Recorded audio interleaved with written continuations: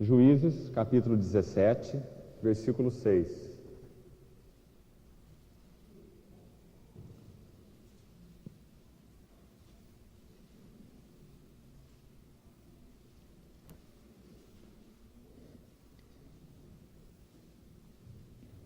Juízes 17, versículo 6. Naqueles dias não havia rei em Israel, cada qual fazia o que achava mais reto. E o capítulo 21, versículo 25.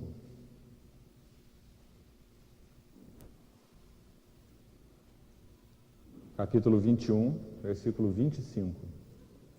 Naqueles dias não havia rei em Israel. Cada um fazia o que achava mais reto. Essa segunda sessão do livro de Juízes, conforme nós apresentamos aquela pequena divisão na reunião passada, é uma sessão explicativa, já que todo o conteúdo, na verdade, do livro de Juízes, em termos de narrativa, ele é encerrado no capítulo 16. Nos capítulos 17, 18, 19, 20 e 21, nós temos um epílogo, uma parte final do livro, que é explicativa a respeito, narrando alguns fatos, como no capítulo 17, por exemplo, nós temos a história desse homem da região de Efraim, chamado Mica, e essa questão aqui do ídolo da sua casa, e outras narrativas mais, para mostrar para nós que o período dos juízes foi o período mais negro da história de Israel. E, conforme nós acabamos de ler, o capítulo 17, no versículo 6, essa pequena sessão, então, explicativa, ela se inicia da mesma forma que ela termina. Então, os irmãos percebam que há um desejo, obviamente, no coração de Deus, do Espírito Santo, que foi quem inspirou essa palavra, de nos dar uma nota a respeito desse período dos juízes. Uma nota explicativa, né? E eu gostaria que os irmãos atentassem bastante para isso. 2 vezes se repete essa nota, nessa pequena sessão, que é uma sessão, então, explicativa do livro, capítulos 17 a 21. E a nota é a seguinte: naqueles dias não havia rei em Israel. Não havia uma expressão prática da autoridade de Deus. Nós dissemos que aquela nação deixou de ser teocrática e ela virou uma verdadeira anarquia, como já compartilhamos, né? Agora, esse versículo nos dá a chave dessa anarquia espiritual. E a chave dessa anarquia é: cada qual fazia o que achava mais reto. Inicia a sessão no capítulo 17 e termina a sessão no capítulo 21. Essa era a tragédia daquele povo naquele período. Cada qual fazia o que achava mais reto. Irmãos, nós temos procurado então extrair princípios. Nós vamos fazer isso através da história de 5 juízes, nos primeiros 16 capítulos do livro. E vamos procurar trazer para nós princípios de batalha espiritual, princípios de vida interior, para que nós também não tenhamos um comportamento, mesmo que subconscientemente, ou talvez até inconscientemente, seguindo os nossos próprios ídolos e deuses, que habitam a nossa própria vontade. Então, toda a tragédia do povo de Israel era exatamente fazer o que achava mais reto. Eles caminhavam em idolatria, em apostasia, né?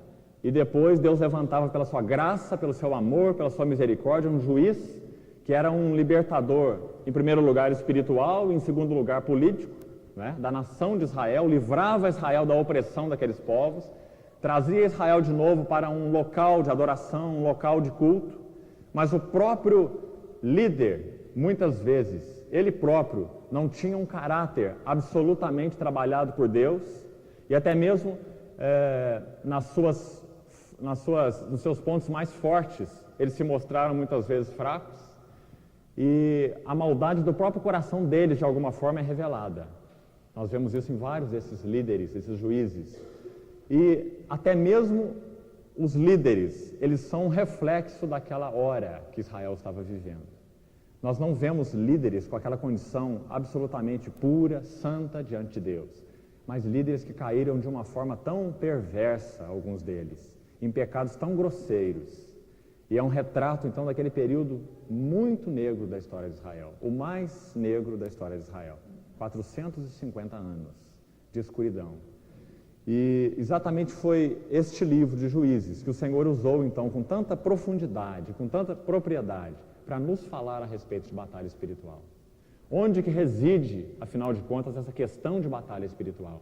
E nós vimos na reunião passada que essa questão reside no coração. Nós vimos na reunião passada que uma das maiores falhas desse movimento chamado movimento de batalha espiritual, né, que permeia aí o Brasil todo, o cristianismo todo, e é um movimento até mundial. Existem algumas falhas graves nesse movimento. Talvez a mais falha, a mais grave, seja reduzir a questão de batalha espiritual a um conflito de poder e não a um conflito de amor. Enquanto, na verdade, a batalha espiritual é um conflito de amor, não é um conflito de poder. Não é uma disputa de território espiritualmente falando. Não é um conflito externo em essência. É um conflito interno em essência. Então, são questões que nós precisamos ver de forma clara, porque senão nós nos perdemos nessa questão de batalha espiritual. Tudo se reduz à questão externa. E se a questão é externa, então nós teremos que lidar com técnicas. Se a questão não envolve o ser, então envolve técnicas, né? O raciocínio é consequente, é lógico. Se não é uma questão de vida interior, então é uma questão de técnica, né? Se a questão de batalha espiritual é externa, então nós vamos aprender a lidar com isso externamente. Então existem técnicas. Então nós vemos aqueles absurdos até que comentamos na reunião passada. Técnicas de oração, técnicas de mapeamento espiritual, né? E técnicas de se descobrir determinados tipos de demônios que operam em determinados lugares para que eles possam ser especificamente repreendidos, amarrados. E toda a questão é uma questão externa, um conflito de poder. Enquanto, segundo a palavra de Deus, a batalha espiritual é uma questão interna e é um conflito de amor. Então os irmãos veem que a distorção não é pequena, ela é absoluta. A batalha espiritual é transformada numa questão externa e uma questão de poder, e consequentemente de técnicas. Mas a Bíblia ensina que ela é uma questão interna e é um conflito de amor. Na batalha espiritual será revelado não o poder, mas o coração, o nosso coração. A que nós amamos. E nós vimos ainda na mensagem passada, gostaria de tomar esses pontos para a gente se recolocar hoje. Nós vimos na reunião passada duas questões que eu gostaria de retomar com os irmãos. Capítulo 2 de Juízes, finalzinho do capítulo 2 e início do capítulo 3. Dois motivos, duas questões ligadas à batalha espiritual de tremenda importância para nós, que são narrados aqui no livro de Juízes. Final do capítulo 2 diz assim, vamos ler do versículo 20. A ira do Senhor, o zelo do Senhor, conforme já compartilhamos, né?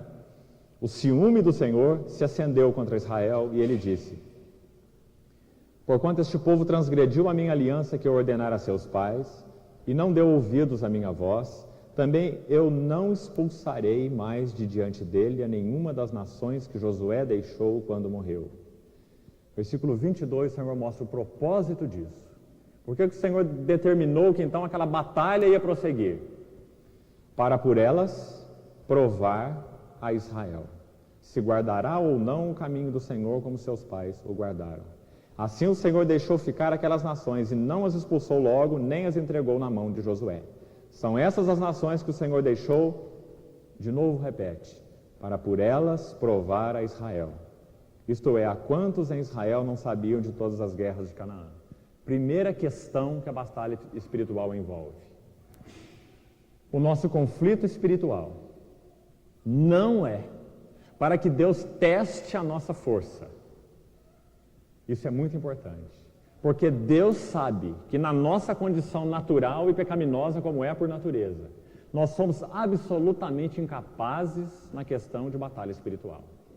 Nós somos absolutamente derrotados, porque nós nascemos em pecado, fomos concebidos em pecado e somos carnais.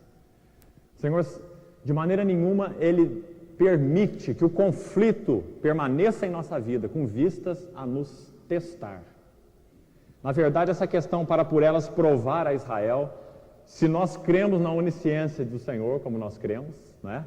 Então nós não podemos entrar por esse caminho. Porque na verdade o Senhor queria descobrir o que estava no coração de Israel. Porque Deus é o Deus que conhece todas as coisas. É claro que ele queria deixar claro para Israel mesmo o que estava no coração dele. O mesmo propósito pelo qual ele guiou o povo no deserto aqueles anos. Né? Se você abrir em Deuteronômio capítulo 6, você vai ver a mesma coisa naquele período do deserto. Então a batalha espiritual ela tem uma relação com esse deserto. É no deserto da alma, né? Nessa noite escura da alma, como nós já compartilhamos em outra sessão, que nós experimentamos esse fato profundo, extremo, abrangente da batalha espiritual. Um conflito de amor, um conflito de devoção, um conflito de relacionamento, né? Entre o nosso coração e o coração de Deus. Então, irmãos, a batalha espiritual, ela expõe, ela expressa tudo que está dentro de nós. Não é Deus nos testando e muito menos nos tentando, porque Deus a ninguém tenta. Mas é Deus expondo o nosso coração diante, então, desses nossos inimigos espirituais. Diante daqueles deuses, aqueles ídolos que nós mesmos erguemos no nosso coração, né? E procuramos, então, através deles, matar a sede da nossa alma. Então, esse é o cerne da batalha espiritual. Irmãos, e nós falamos também que toda vez que Satanás ele não consegue remover uma verdade do meio do povo de Deus, ele se dá por satisfeito em distorcê-la. Porque se ele distorcer essa verdade, ele vai desencaminhar a todos nós. Como a batalha espiritual é um fato marcante na palavra de Deus, tanto no Velho quanto no Novo Testamento. A batalha espiritual é um fato. As hostes espirituais da maldade nos lugares celestiais, elas empreendem, então, procurando se utilizar da nossa carne e de tudo que há dentro de nós que não é coerente com Deus.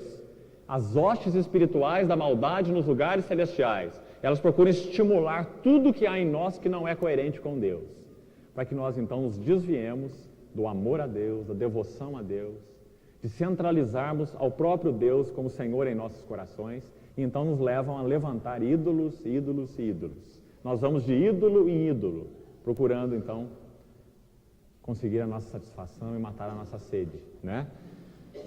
Nós vimos, então, essa primeira questão já na reunião anterior. Agora, a segunda questão que é abordada aqui no capítulo 3. O segundo elemento importante ligado à batalha espiritual. Não apenas o coração do povo seria exposto, para por elas provar, ou por eles, né? Pelos inimigos, provar a Israel, expor o coração de Israel, se guardará ou não o caminho do Senhor. O Senhor sabia que eles não iriam guardar, mas eles não sabiam, né? Então esse é o primeiro motivo. Agora há um outro motivo. Capítulo 3, versículo 2 diz assim: então somente para que as gerações dos filhos de Israel delas soubessem, ou das guerras de Canaã, ou delas aprendessem, né? Aqui já tem um outro motivo. Não é só para que o coração do povo fosse exposto na presença de Deus. Para quê? Porque Deus queria envergonhar o seu povo? Isso é coerente com o caráter de Deus? Não. Porque Deus queria levar o seu povo à humildade. Deus queria quebrantar o seu povo e não envergonhar o seu povo. Deus não nos envergonha. O livro de Hebreus diz que Ele não se envergonha de nós, não é? Ele é o nosso Deus. Ele está em uma aliança eterna conosco. Ele não expõe o nosso pecado para nos envergonhar. Ele expõe o nosso pecado para nos curar. Sempre, né? Esse é o primeiro motivo. Agora o segundo motivo. Para que as gerações dos filhos de Israel, capítulo 3, versículo 2, delas soubessem. Final do versículo 1 fala sobre as guerras de Canaã. Ou delas aprendessem. Deus queria que aqueles que ainda não haviam aprendido a guerra, Josué aprendeu, Caleb aprendeu, não é? Alguns do povo de Israel já tinham aprendido, agora a grande maioria do povo de Israel não tinha aprendido a guerra, não é? Então, irmãos, é interessante esse segundo motivo e importante. Como nós nascemos pecaminosos, com carne pecaminosa. Se Deus não desse clareza desse conflito espiritual que nós vivemos, irmãos, nós não teríamos chance de caminhar com Ele. Nenhuma. Porque nós não teríamos nenhum discernimento dos nossos inimigos espirituais. Nós não veríamos que o mundanismo é inimizade contra Deus. Nós não veríamos que a carne, em vários aspectos, é inimizade contra Deus. Nós não veríamos que o nosso próprio eu, obstinado, cheio de vontade própria, cheio dos seus próprios caminhos, planos, pensamentos, imaginações, ambições, deleites, nós não saberíamos que o nosso próprio ego é um terrível inimigo de Deus. Que chance nós teríamos de crescer como povo de Deus? Então, os irmãos, vejam a segunda motivação. Primeiro, expor o coração do povo de Israel para ele mesmo. Segundo, identificar os inimigos espirituais. Identificar o mundanismo em nós. Identificar o pecado em nós. Identificar a carnalidade em nós. Identificar os desejos egoístas em nós. Identificar as cobiças e paixões em nós. Identificar o ego e suas diversas expressões em nós. Se eles não forem identificados, eles não podem ser vencidos. Não há como lutar com um inimigo não identificado. Não é? Eles são invisíveis, sim. Né? As hostes espirituais do mal são invisíveis, mas nem por isso são não identificáveis. Não é? O Espírito Santo habita em nós e todo esse conflito espiritual é explicado por nós, por Ele mesmo. Não é? O que agrada, o que não agrada a Deus. O que é do eu, o que é de Cristo. Não é? Então, o segundo propósito está tão claramente expresso aí, numa expressão entre parênteses. Observa aí no versículo 2. Para lhes ensinar a guerra. Né? Então os irmãos vejam que há um desejo no coração de Deus de nos ensinar a guerra. E quando nós vemos Efésios 6, não fica claro isso? Tomai toda a armadura de Deus, para poderes ficar firmes contra as ciladas do diabo.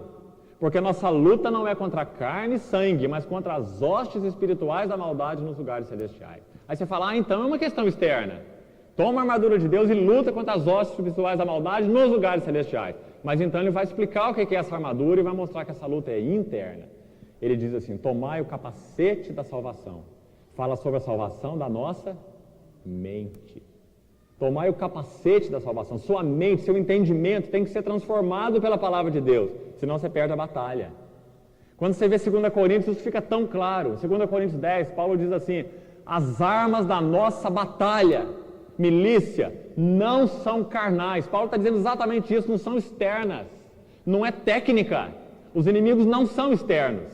As armas da nossa milícia ou batalha não são carnais, mas são poderosas em Deus para destruir fortalezas, anulando sofismas, que são coisas que têm uma aparência muito bonita de verdade, mas não tem conteúdo de verdade. Quanto sofisma existe hoje no meio do cristianismo?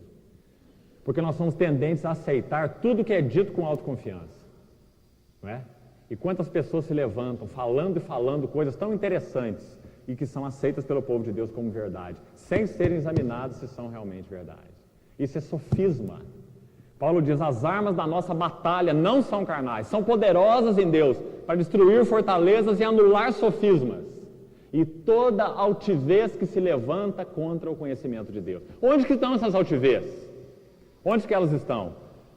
Toda altivez que se levanta contra o conhecimento de Deus, levando cativo todo pensamento à obediência de Cristo. Irmãos, é na nossa vida de pensamento, sobretudo, que se levantam essas fortalezas e essas altivezes contra o conhecimento de Cristo. A altivez da nossa própria vontade, a altivez dos nossos próprios planos, a altivez dos nossos caminhos, a altivez do nosso temperamento, a altivez dos nossos gostos, a altivez do nosso ego. 2 Coríntios capítulo 10, versículos 4 e 5. Esse texto que eu acabei de citar. É um dos versículos mais importantes do Novo Testamento sobre batalha espiritual. 2 Coríntios capítulo 10, versos 4 e 5.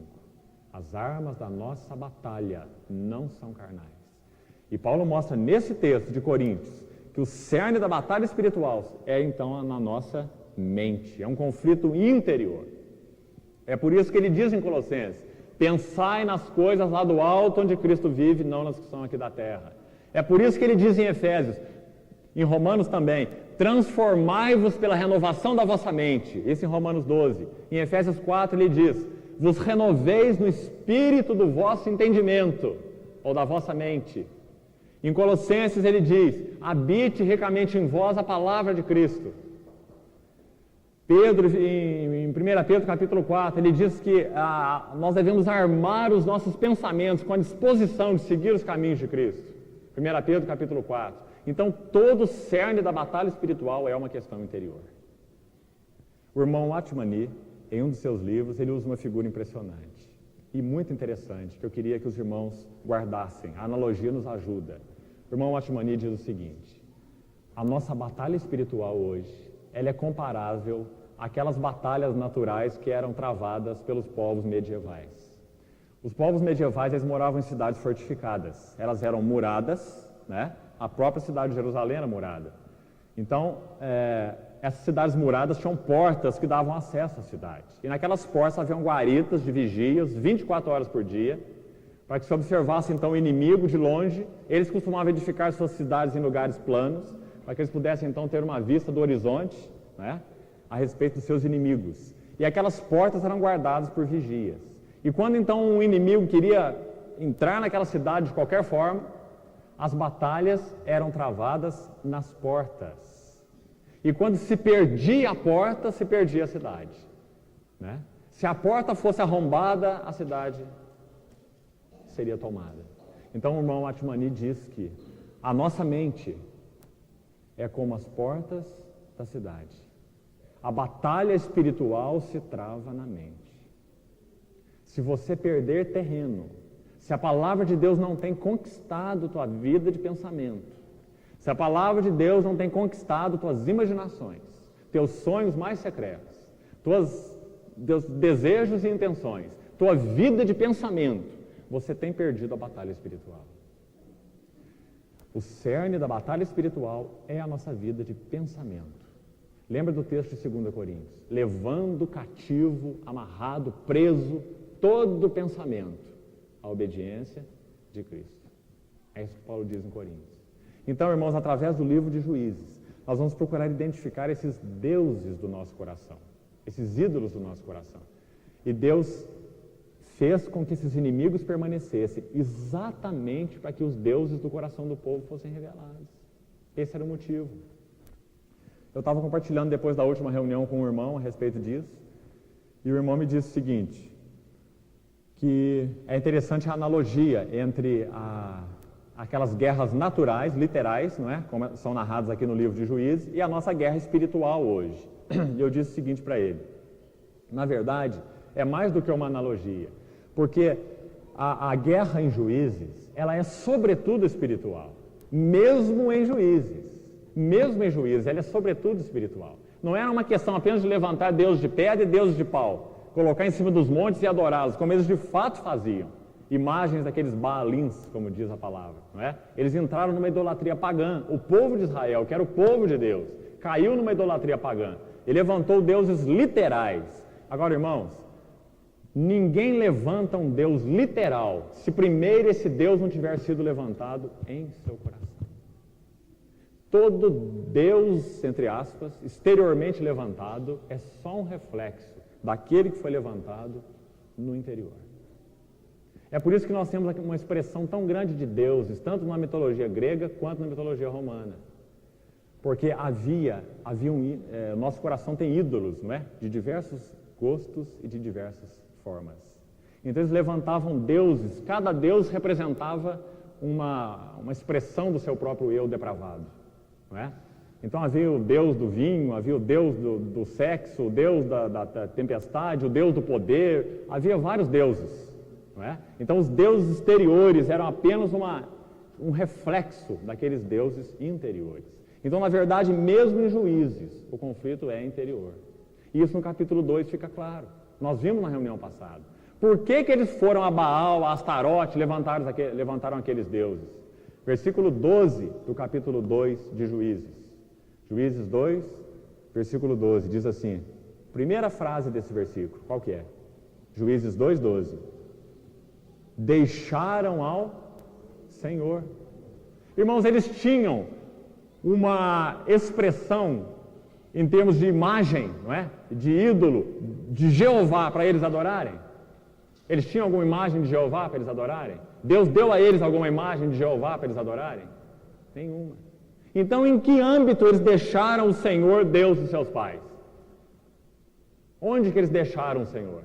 Nos seus corações. E então eles levantaram deuses externos, que eram um reflexo dos desejos do seu próprio coração. É claro.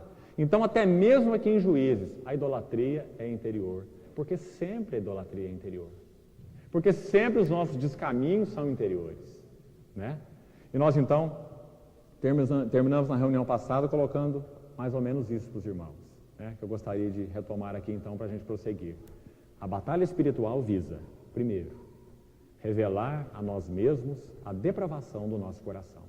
Porque Deus quer nos envergonhar? Não. Mas porque Deus quer nos conduzir aos seus pés, à humildade. A ver a sua glória no meio da glória espúria, né, desses deuses que não são.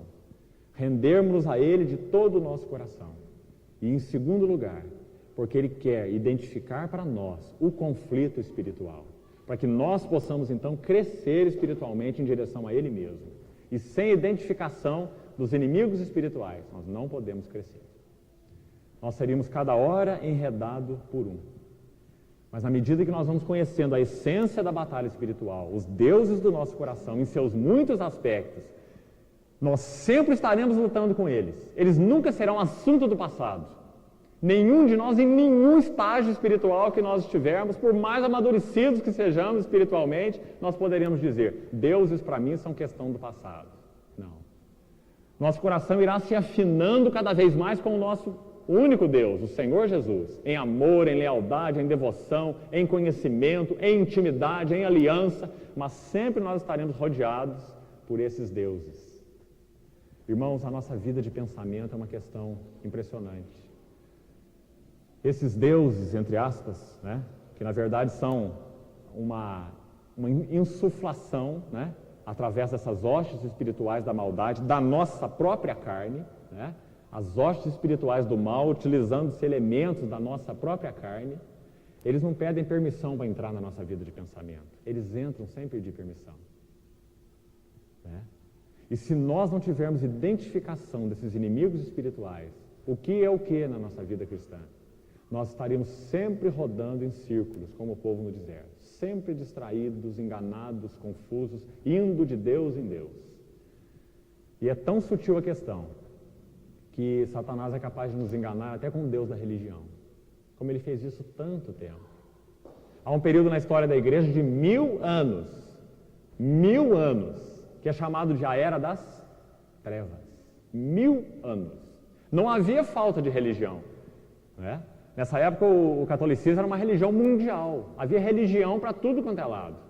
No entanto, foi a Era das Trevas da história da igreja. O diabo usou a religião institucionalizada para desviar o coração dos seus filhos, né?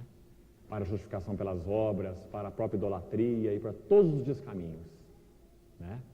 Então, irmãos, a questão de batalha espiritual seria uma questão que nos esmagaria completamente, se em nós não habitasse o Espírito Santo de Deus, se nós não pudéssemos, então, nele discernir todas as coisas, as amizades do mundo, os aspectos da carne, as sutilezas do pecado, né? As manhas e descaminhos do nosso próprio eu, os enganos que nós mesmos aplicamos para nós mesmos, né? Os nossos mecanismos de proteção, de defesa, de transferência, de justificação. Se Deus não pudesse ir a fundo do nosso coração nessas questões, não teríamos nenhuma chance de vida com Ele, de amadurecimento, né? Então, 2 motivos: provar a Israel e para que os filhos de Israel aprendessem a guerra, conforme o versículo 2, né? Agora, eu queria retornar com os irmãos, retornar ao capítulo 1, e eu queria extrair alguns princípios importantes desse capítulo 1, ainda como uma introdução ao estudo do livro.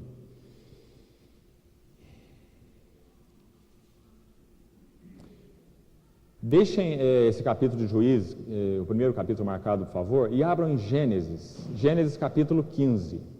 Queria ler um versículo aqui com os irmãos. Gênesis 15, versículo 16. Prestem bem atenção.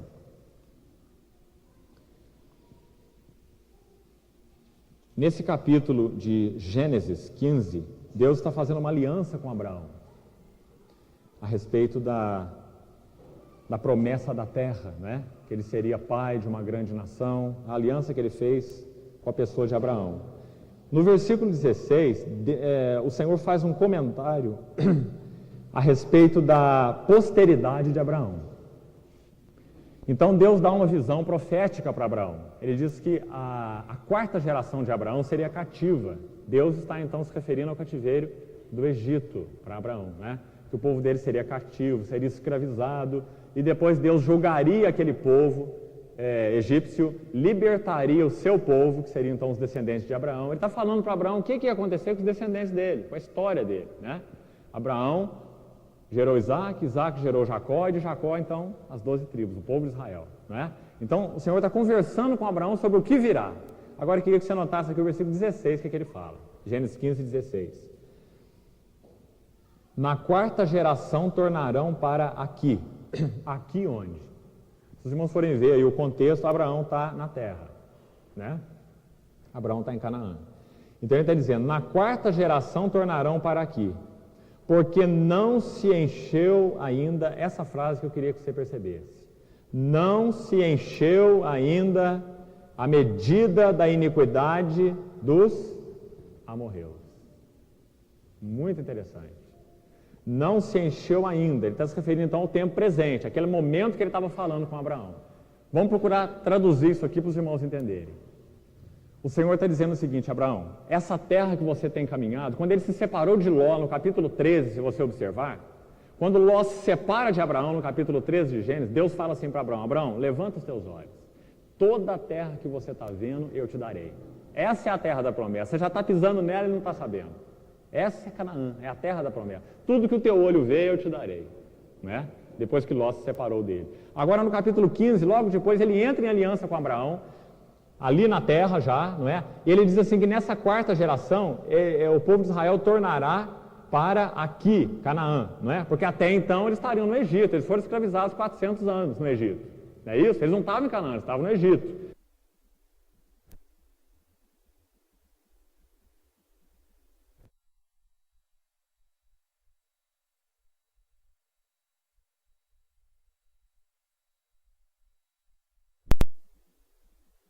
Aqueles 40 anos e depois eles entraram em Canaã, não é isso? Com Josué. Agora Deus está falando muito antes com Abraão, e está dizendo assim, até agora ainda não se encheu a medida de iniquidade dos amorreus ou dos cananeus. Queria que os irmãos notassem uma coisa muito interessante e importante para o nosso estudo do livro de Juízes, aqui nesse texto. Quando o povo de Israel entrou em Canaã, com Josué, atravessaram o Jordão, duas coisas estavam acontecendo ao mesmo tempo. Primeira, aquele povo de Deus estava herdando uma terra que tipificava o próprio Deus em Cristo, uma terra que mana leite e mel, deleite, herança, né? Uma figura literal e natural do que o próprio Deus era para eles. Né? O nosso Deus é o Deus que mana leite e mel. Aquela terra era uma figura dele. Mas outra coisa estava acontecendo. Eles foram orientados por Moisés, claramente, mais de uma vez, que quando eles entrassem na terra, o que eles deveriam fazer com os cananeus? Destruí-los, o quê? A maior parte deles? Não. Destruí-los totalmente, é o que o Senhor diz. Eles iriam matar todos os cananeus, como o povo guerreiro que eles eram. Destruir a todos. Então, duas coisas estavam acontecendo. O povo de Deus estava entrando na herança e os cananeus estavam sendo julgados. Irmãos, é um tipo muito impressionante da volta de Cristo e da nossa entrada na nossa herança celestial. Quando do retorno do Senhor, duas coisas estarão acontecendo. Nós que somos povos de Deus estaremos entrando na herança plena. E Ele, através desse mesmo ato de nos tomar para Ele, Ele estará julgando todos aqueles que não são dele. Este mundo, tipificado aqui por Canaã. Agora, o que eu queria que os irmãos atentassem é o seguinte.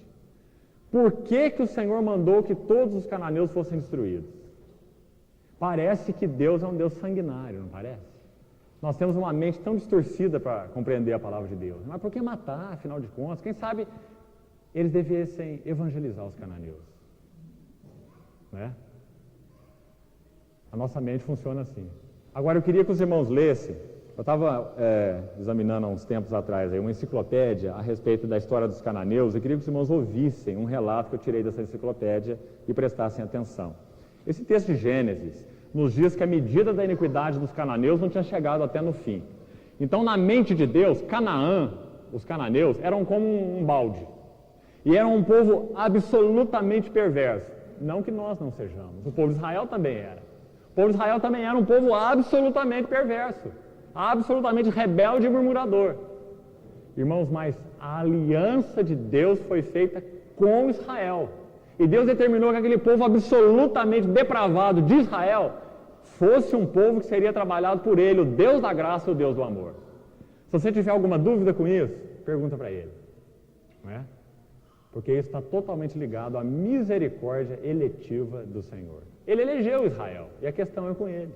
Agora Ele determinou que os cananeus não seriam dele, Ele iria julgar os cananeus. Ele podia ter feito a mesma coisa com Israel, lançar Israel inteiro no inferno, porque é isso que Israel merecia, e é o que nós merecemos. Se Deus nos lançasse a todos nós no inferno, a justiça dele brilharia como o sol sobre a neve.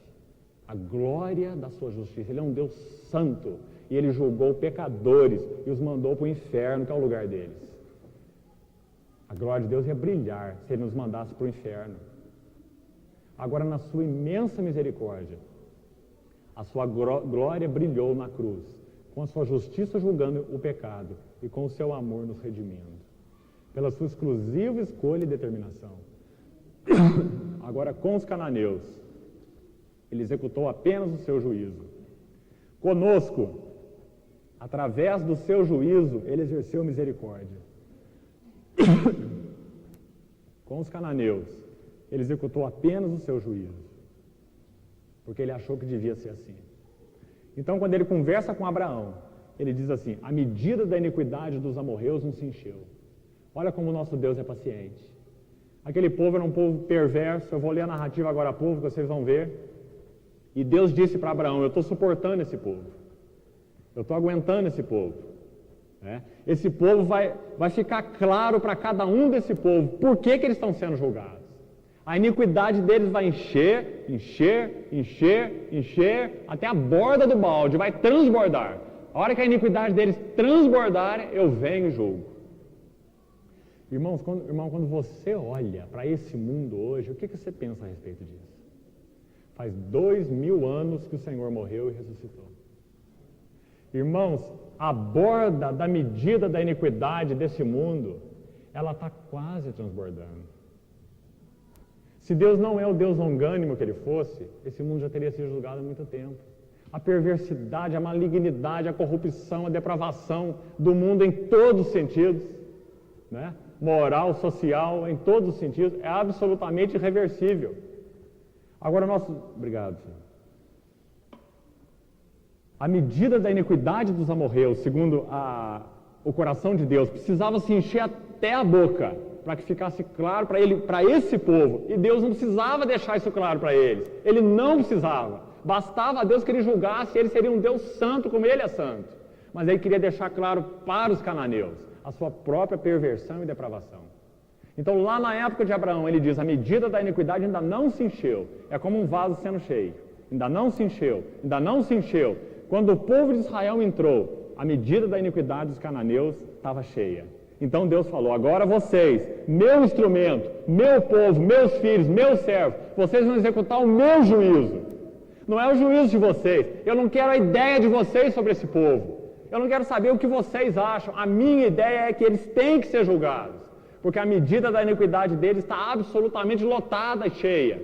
E quando o povo de Deus, o povo de Israel, aqueles que deveriam ser instrumentos de Deus, da sua conquista, da sua santidade, da sua glória e da sua beleza, eles entraram em Canaã e fizeram o que com aquele povo cananeu?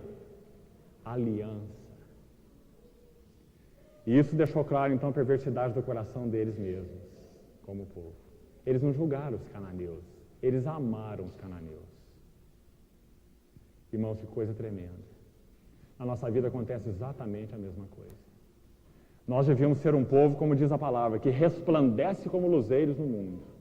Mas nós tantas vezes amamos a conduta do mundo, amamos os princípios do mundo, amamos os valores do mundo, amamos as normas do mundo, temos os mesmos gostos que o mundo, nada nos diferencia do mundo.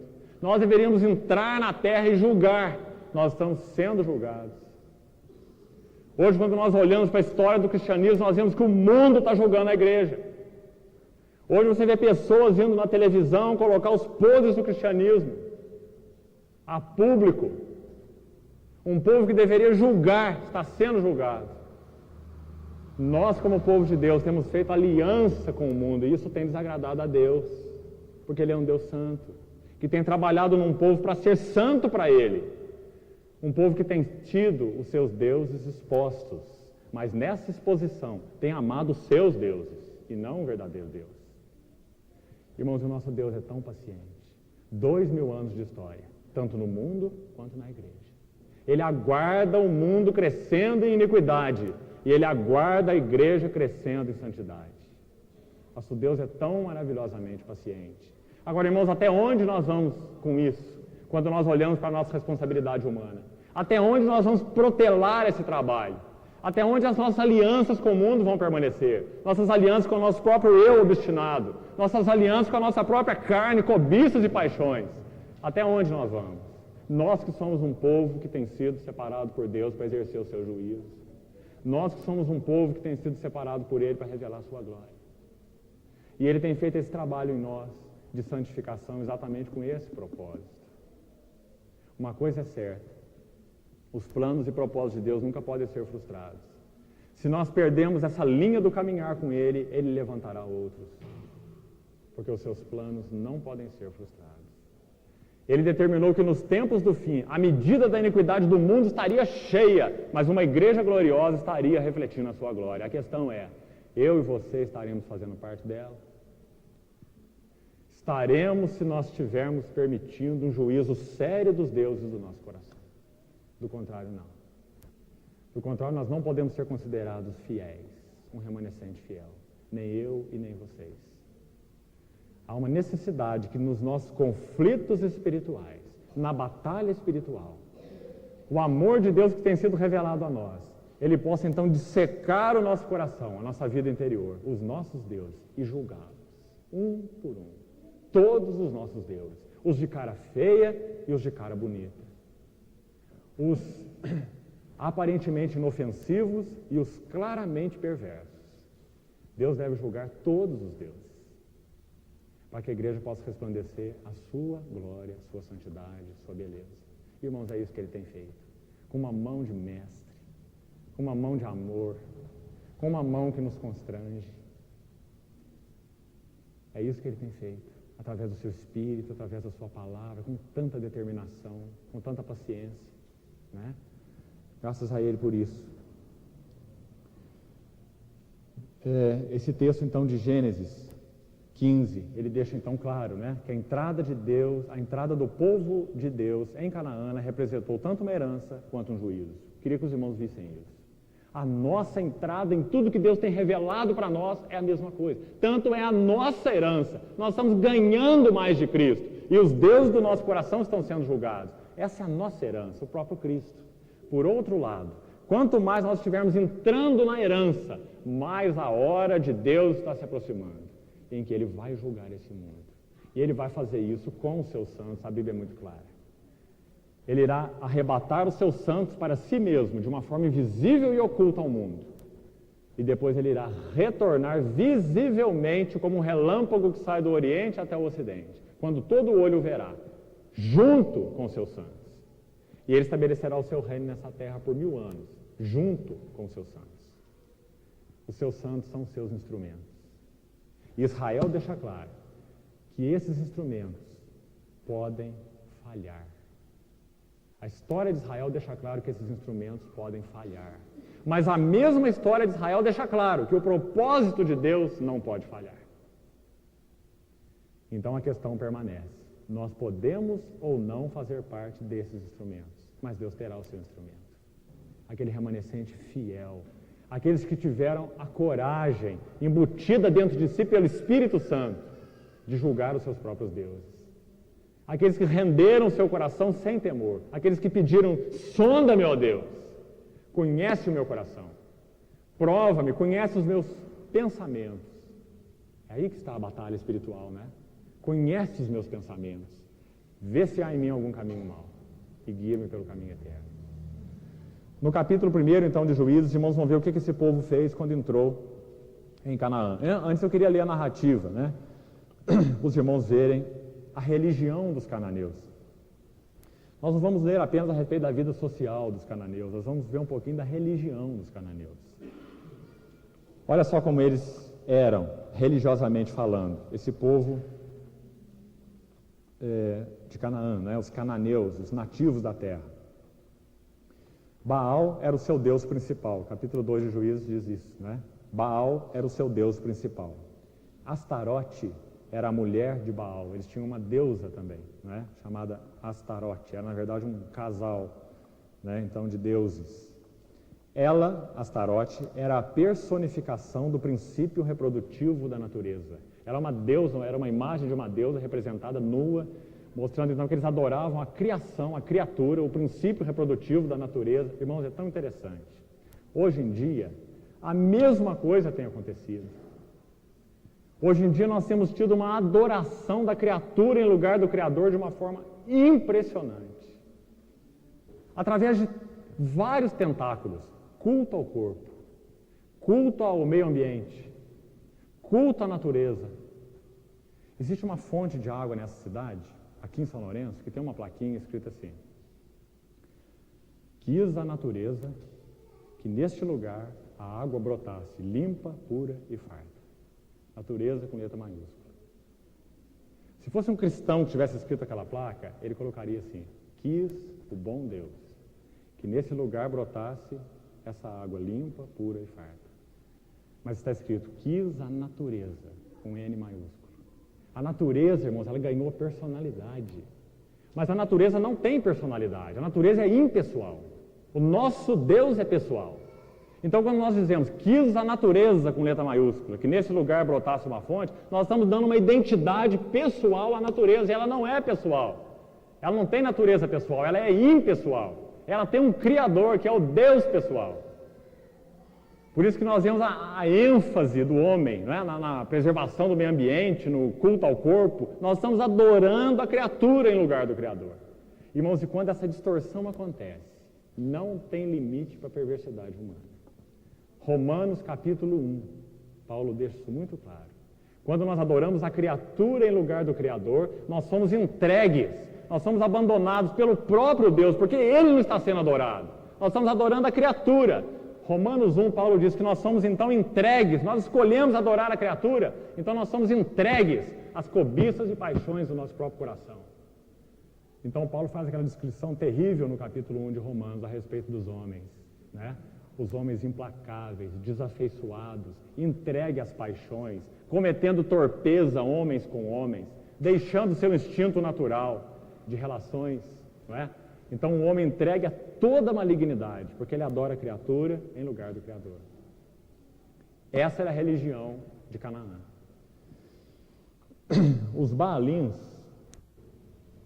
Outra coisa, no início desse século, 1904, 1909, um grupo inglês, ele fez escavações arqueológicas lá na região de Canaã, para tentar resgatar, né, essa religião dos cananeus. E eles encontraram alguma coisa impressionante. Arqueólogos não cristãos. Eles encontraram um lugar alto, que possivelmente tenha sido um centro de adoração a Baal. E quando eles escavaram as ruínas desse lugar alto, eles encontraram vários jarros de barro. E dentro desses jarros haviam ossadas de crianças recém-nascidas. Aquelas crianças eram mortas, eram colocadas dentro do jarro e eram enterradas então naquele templo de Baal. Eles criam que o sangue inocente aplacaria a ira dos deuses. E era um verdadeiro cemitério de crianças, o templo de Baal. Essa era a religião, um aspecto a mais da religião dos cananeus. Havia uma outra prática comum entre eles. Eles chamavam de o sacrifício dos alicerces. Quando eles iam edificar uma casa, eles matavam o filho primogênito. E eles então faziam a mesma coisa, colocavam o corpo nos alicerces da casa. E na visão deles, aquilo ia trazer paz e vida longa para aquela família. Então, era um povo absolutamente perverso. Então o Senhor ordenou que o povo de Israel, os seus instrumentos, entrassem em Canaã e julgassem os cananeus. Porque a medida de iniquidade dos cananeus tinha enchido até a borda. O povo entra em Canaã e faz aliança com os cananeus. E por que eles fazem aliança com os cananeus? Porque no seu coração eles não tinham entronizado o verdadeiro Deus. Então o livro de Juízes prossegue, mostrando esses deuses um por um de forma figurada. Por isso ele é tão lindo, Os irmãos vão ver que ele fala sobre o mundo, ele fala sobre a carne, ele fala sobre o eu, ele fala sobre as nossas cobiças, ele identifica cada uma delas, ele mostra na vida dos próprios líderes da nação de Israel como esse eu se manifestava, essa carne se manifestava. E nós aprendemos tanto, então, a respeito de batalha espiritual nesse livro por causa disso. Os princípios que eu queria colocar para os irmãos para a gente encerrar, só temos um restinho de tempo. Do capítulo 1, então, de Juízes. Preste atenção. A gente não vai ler especificamente trecho nenhum, mas eu queria que você mantivesse a Bíblia aberta e prestando atenção. No capítulo 1, você vai ver a partir do versículo 21, você vai ver uma lista de 8 conquistas incompletas. Primeiro você vai ver, falando a respeito de Caleb, no versículo 20, diz que Caleb expulsou os 3 filhos de Enac. Ele expulsou. Ele entrou já velhinho na terra, ele tinha talvez bem mais de 80 anos. E ele entrou na terra cheio de vigor, e baseado naquela palavra que Moisés tinha dado para ele, aquele monte é teu. Caleb pediu Hebron, não é? E quando ele entrou em Canaã, ele era um velhinho, mas era alguém que conhecia muito bem a Deus, né? Então ele subiu no seu monte, que era por herança dele, e ele expulsou os 3 filhos de Enac, que nada mais, nada menos eram do que 3 gigantes. Foram expulsos pelo velhinho, pelo Caleb. Né? Porque ele creu na palavra de Deus, que disse para ele que aquele monte era dele, não tinha gigante nenhum que ia tirar aquele monte dele. Ele entrou ali e pôs os 3 gigantes para correr. Né? Ele expulsou os filhos de Enac, diz o versículo 20. Agora, se você olhar o versículo 21, você vai ver o que os filhos de Israel fizeram. Caleb conhecia a Deus, Caleb cria na palavra de Deus, Caleb tinha os deuses do seu coração julgados, Caleb não procurou fazer aliança com eles. Caleb não chamou os 3 gigantes e falou assim, olha, vamos fazer o seguinte, eu dou um pedaço de Hebron para vocês, se vocês derem uma proteção militar para mim. 3 homens desse tamanho, eu vou ficar bem aqui em Hebron. Ninguém vai chegar aqui. Então eu dou um pedaço para vocês e vocês me guardam. Seria uma boa aliança, naturalmente falando. Mas não, Caleb colocou os 3 para correr. Né? Porque Caleb não podia fazer aliança com eles no seu coração. Agora, quando você lê a partir do versículo 21, você vai ver que os filhos de Benjamim não expulsaram os jebuseus. Não expulsaram. Né? E assim vai até o final do capítulo 8 vezes. 8 vezes. São 8 conquistas incompletas. E então nós temos um princípio espiritual muito importante aqui.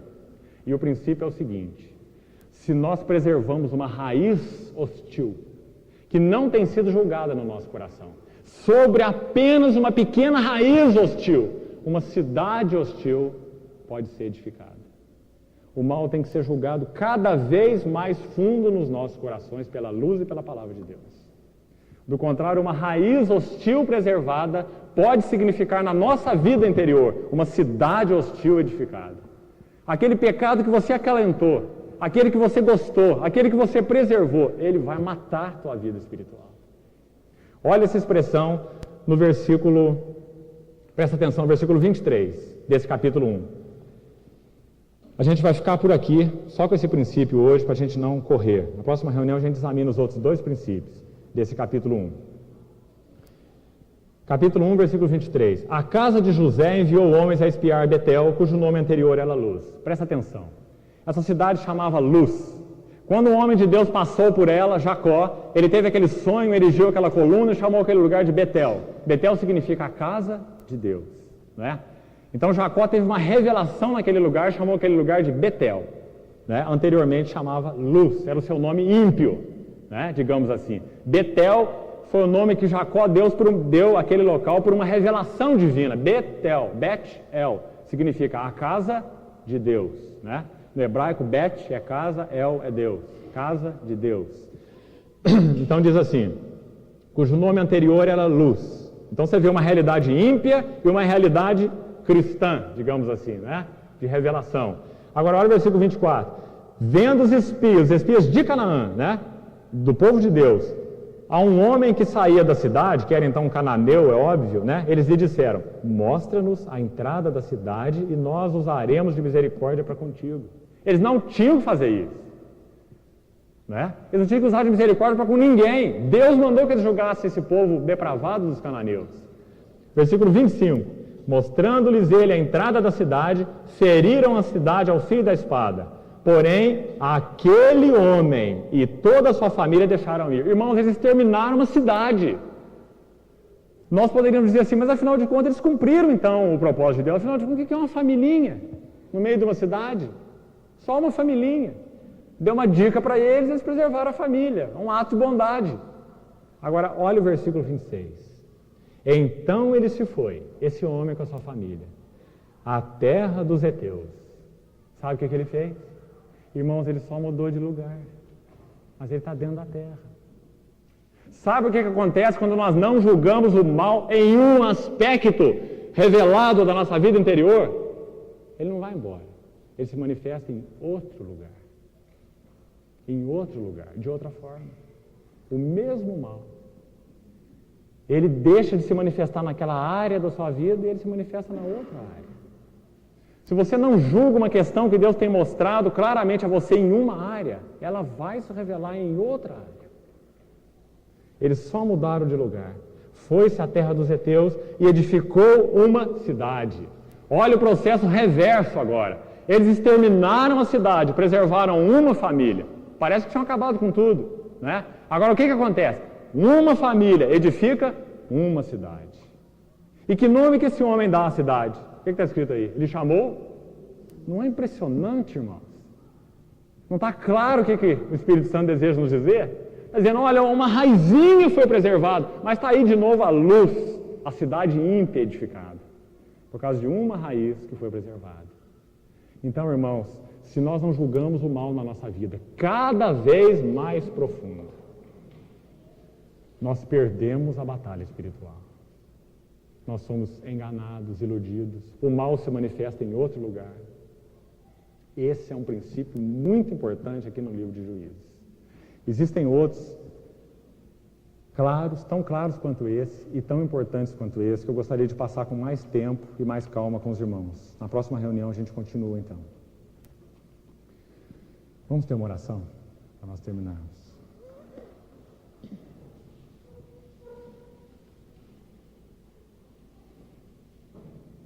Pai, nós te agradecemos porque o Senhor é bom e a sua misericórdia dura para sempre. É a causa de nós não sermos consumidos, porque elas se renovam a cada manhã e a tua fidelidade é eterna.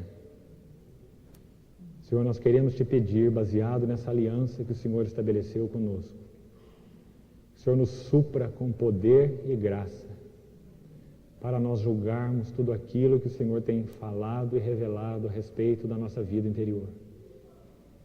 Que nós não consideremos, Senhor, os aspectos do mundanismo, da carne, do ego e do pecado como de pequeno valor nos nossos corações, mas como inimigos que não podem ser preservados. Ajuda-nos a negarmos a nós mesmos, tomarmos a cruz e seguirmos ao Senhor. A sermos fiéis, Senhor, em Ti mesmo, para expormos a Tua luz e tratarmos de forma drástica todos os nossos inimigos interiores. Senhor, nós clamamos por Ti, para que o Senhor continue nos derramando luz na Tua palavra, para que nós possamos ver claramente essa questão da batalha espiritual e sermos um povo adornado como uma igreja gloriosa. Obrigado porque o Senhor condescendeu em fazer essa obra na nossa vida. Obrigado porque o Senhor colocou a responsabilidade sobre os seus próprios ombros, Senhor, mas nos chama para cooperarmos contigo, para entregarmos a Ti as chaves de todos os cômodos do nosso coração. Ajuda-nos a não reservar nada, Senhor. Nós te pedimos, pela Tua graça, amor, bondade, pelo Teu ciúme por nós, que o Senhor nos constranja, Senhor, a uma rendição absoluta, para que o Senhor possa ter em nós um povo que Te expresse. Te pedimos e Te agradecemos, em nome de Jesus. Amém.